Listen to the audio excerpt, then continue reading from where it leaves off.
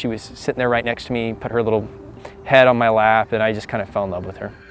Tonight on The Good Stuff, a sweet dog finds a new home with the deputy that saved her from an abusive situation. Thanks for joining us. I'm Deidre Johnson. Deputy Armstrong responded to the call last month and knew right away the dog needed a forever home. Alma McCarty takes a look at their amazing journey together. A quick warning, some images of the dog's injuries are hard to see. Active. Come here, sweet girl. Animated. I'll throw it for you if you let go. And adored. It's hard to imagine things weren't always this way. She's one of the most resilient dogs I've ever met. She was in really bad shape when we found her.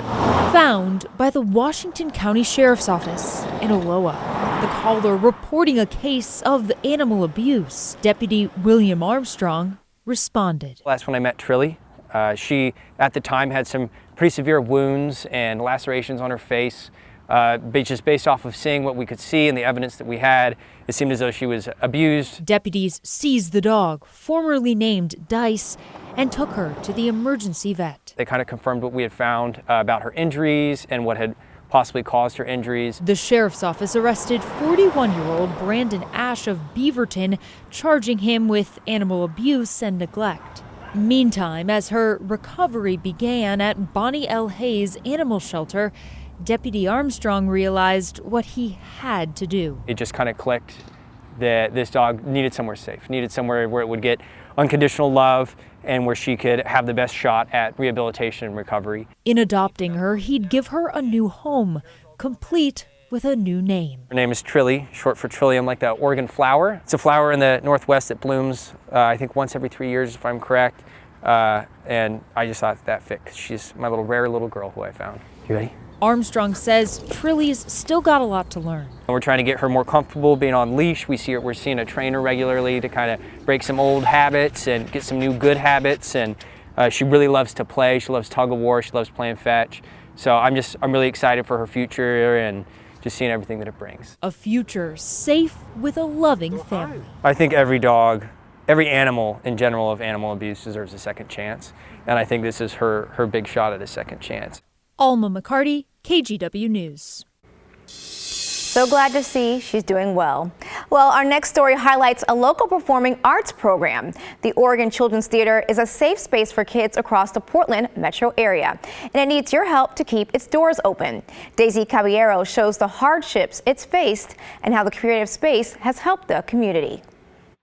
Well, this is our rehearsal space. Jen Hartman-Luck with the Oregon Children's Theater knows a thing or two about the performing arts world. I've been doing this work for over 25 years. And with that comes lived experiences and struggles, including financial challenges they're currently facing. It's become so expensive that the cost of the tickets have had to go up, and families can't afford it either because the economic situation is a mess. In an email to their followers, OCT called on the community to help fundraise at least $150,000 to keep the nonprofit open through the summer, adding if the goal isn't met, they won't return to the stage this fall. And that is a devastating thing to think about. OCT has undergone many changes in the last few years, shutting down during COVID, losing its building on Northeast Sandy, losing regional funding, and losing $30,000 during the January ice storm when it canceled 9 performances. OCT and I are great friends. I started taking classes here as a 9-year-old. And this news is especially difficult for Blake Wales, Director of Education at OCT. These are actually shows that I was able to direct at Oregon Children's Theater. Who helped serve 60,000 youth and families at the company this year. That's about half of what they typically would see in a given season. That for me is where my heart is just so heavy in moments, because I think about if we aren't here, what are we doing to serve those students? This was Hannes and me. Wales adds performing arts changed his life forever in a positive direction. And he's now looking back at the moments he cherishes deeply. Where are you? Right there. And is hoping to continue the work and guidance he once received. I truly believe that the loss of the arts in the lives of young people is catastrophic. And if we don't have these kinds of tools in our development as young people, mental health issues just continue to skyrocket, and our social emotional well-being is decimated. The arts literally can change people's lives in that way. As of Monday morning, the Oregon Children's Theater says they've raised about $25,000. You can donate on their website, octc.org. I think this is time to everybody come down to Portland and then connect again and then enjoy the arts. Some cool art is now on display at Portland's Art Museum. The museum is bringing a little bit of France to Portland right before the Olympics. From Monet to Matisse, Catherine Cook previews some of the beautiful art you can check out now through September. Art does something This is so amazing. to the senses. Just know that when you walk into the Portland Art Museum for their new exhibit, Monet to Matisse, French Moderns. You will see the beautiful arts, and then immediately the arts bring you to the France, and then you will taste the food, and you can smell the air from the France through the arts. So that's the magic of the arts, I think. That's it. We could end the story right here. Thanks, Julianne Park. But then we couldn't show you this bronze sculpture by Rodin. He looks relieved to be seen. There's also this breathtaking piece by Jules Breton called The End of the Working Day. And through London smog, you'll find Monet's Houses of Parliament. All of them masterpieces. No, you don't need an artist or degree, but you just bring your eyes, because that's what the artists are expecting you to bring. Exhibit curator Lloyd DeWitt is thrilled to have brought this collection here on loan from the Brooklyn Museum in New York. He believes Portland will connect with what inspired each of these works. You've got all these artists they are challenging the official system, the government system of the salon, with going back to the peasants, going back to the land, away from the gods and goddesses and the fancy salons and the powdered wigs. They are there with the dirt. The exhibit opens to the public on Saturday and runs through September 15th. A beacon during a critical and exciting season for Portland, if you ask museum director Brian Fariso. It's about making this museum and this project become part of the revitalization of our city. We need a bright light, and I think this is part of that bright light. You don't need to convince Julianne Park. She hopes others will join her. I think this is time to everybody come down to Portland and then connect again and then enjoy the arts. In downtown Portland, Catherine Cook, KGW News. With the new exhibit in the Portland Art Museum, we wanted to hear about your favorite art pieces. So we posted this on our Facebook page asking you to submit pictures of your favorite pieces, and there are also going to see some really cool ones right now. So we're going to start with this piece titled Young Peasant Woman with 3 children at the window, sent in by Linda. Look, the details in this painting are incredible. Valerie sent in this sunflower mural she saw while driving through a neighborhood in Portland. I mean, just check out the beauty you can find off the beaten path. And Randy says he loves Mike Bennett's art, and with faces like that, who wouldn't love those little guys? Now, Barbara says her favorite piece is this one from local artist Kay Sino Ground, another amazing painting. And finally, Aaron loves this paint job on this vintage BMW. This is definitely a unique canvas. Well, you can share your favorite art pieces or photos of the good stuff happening in your community by texting 503-226-5088 or email us at thegoodstuff@kgw.com.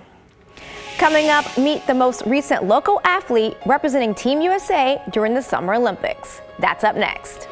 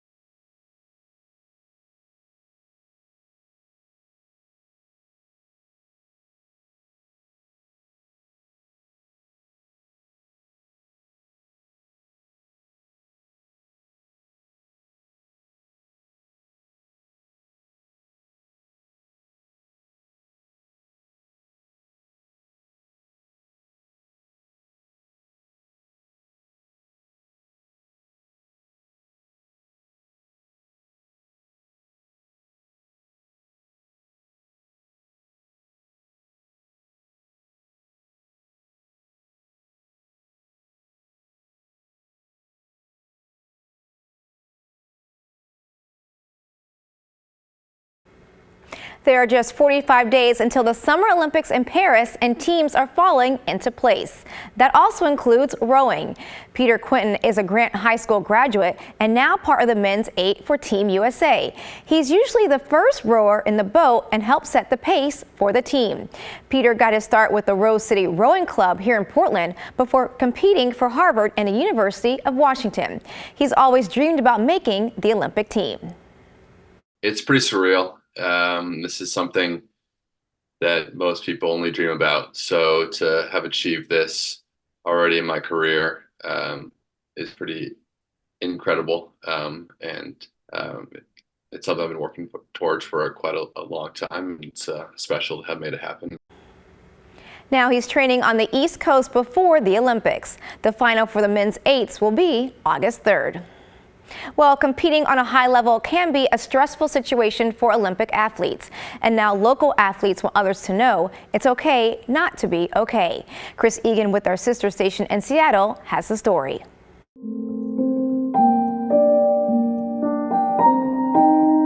Standing on a platform 32 feet above the water can be a scary and lonely place. Olympic diver and shoreline native Katrina Young has been doing it since she was 7. If you do the dive right, it feels magical. You kind of feel like supernatural in the moment. Now, if you do it wrong, you definitely feel superhuman. A little bit more on behind here. Olympic athletes spend thousands of hours practicing and trying to perfect their craft. That's a beautiful dive, 7.5. Physically, they are some of the most gifted athletes in the world, but they also have to have a strong mental approach to the game. Honestly, it's a constant battle. Every day I'm working on my mentality, I'm working on my mind-body connection. It's something that I have a team around me helping. But somehow you are behind her though.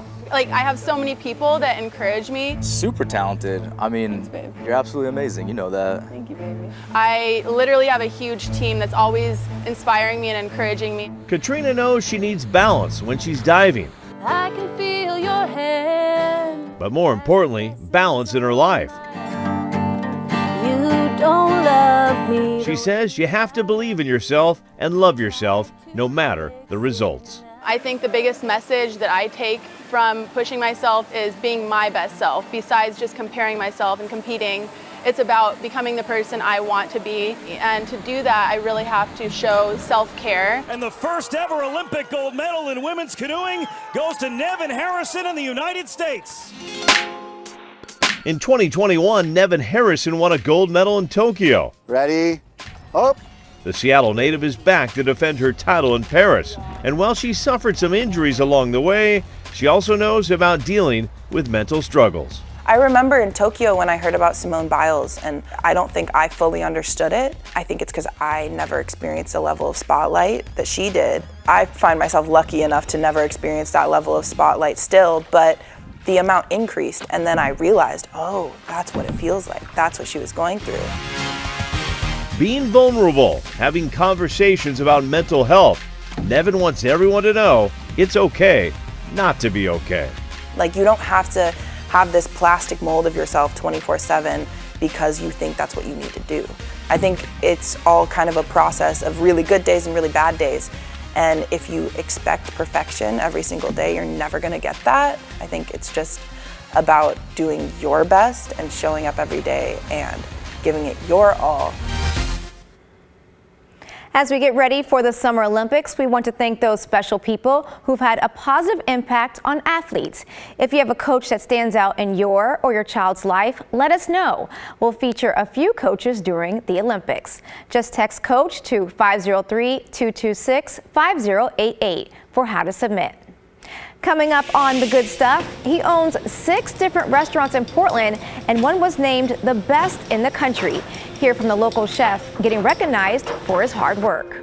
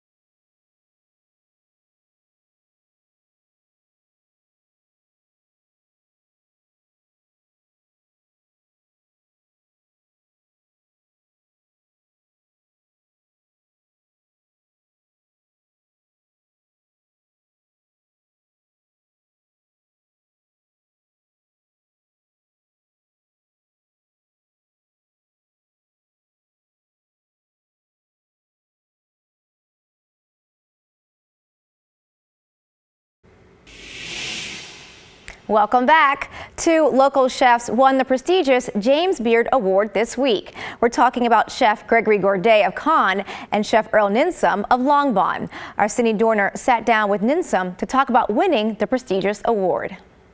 The winner is Longbon. Chef Earl Ninsom knew he wanted to make it big in the restaurant world after he tried the French upscale restaurant Le Pigeon back in 2009. His best friend was a sous chef at the time and told him that restaurants recognized by the James Beard Awards were the ones to follow. Back then, didn't know who James Beard was, but it's like, why all these people getting nominated with this one award? What is it? So trying to learn from all those who have paved the way. He had been back and forth between the United States and his hometown Bangkok, Thailand. That's where he first learned to cook after his mother fell ill. When he opened his first Portland restaurant, Potty, in 2009, he knew he wanted to introduce those foods from his childhood to a completely new audience. Feels good when they come to the restaurant and enjoy their time here with us. That's sort of our goal. The food might not be perfect, but sincere and authentic. We'll make up for it. This mentality has taken Ninsom far, now owning 6 successful restaurants in the Rose City that all serve Thai cuisine. The tiniest one, Longbon, is a standout located in Northwest Portland, now snagging this year's James Beard Award for Outstanding Restaurant. Ninsom shared it wouldn't be possible without all the amazing people he met here in Portland, and most importantly, his Thai roots. Our cuisine is so diverse. There's so many underrepresented communities that no one outside of Thailand, or not many people outside of Thailand know about. So we are honored to be able to represent all those communities. Before we take a quick break, let's step outside with our reserve golf course Skycam. Up next, we have a list of fun events this weekend. We'll be right back.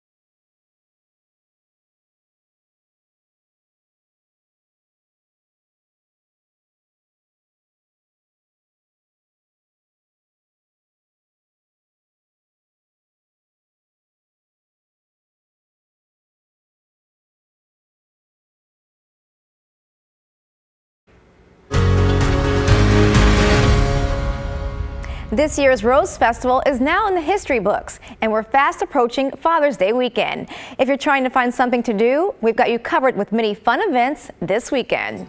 We start with the Juneteenth Oregon celebration this Saturday. The event starts at 11 a.m. with a parade beginning at King Elementary and ends with a festival at Lillis Albina Park. The festival will have food, music, and even a history tent. It's a great family event and is free to attend. For all the nerds out there, the Geek Craft Expo, PDX, is Saturday and Sunday at Westside Commons in Hillsboro. The expo includes geek-themed handmade goods from dozens of local vendors. The event runs from 10 to 5 on Saturday and 10 to 4 on Sunday. Tickets cost just $2 online. Head to geekcraftexpo.com for more info. For something fun on the coast, Cannon Beach is hosting its 60th annual Sandcastle competition. It splits participants into different divisions and gives them a plot of land to build whatever they can think of. The competition kicks off Saturday morning at 10:30 and the final round of judging wraps up at 5. It's also free to attend. And finally, if you love fast cars, Seaside is hosting its Muscle and Chrome car show this Saturday and Sunday. Classic and modern cars of all makes and models will be cruising down Broadway in Seaside. It starts Saturday at 9 a.m. There will also be live music, a barbecue, and online voting for your favorite ride.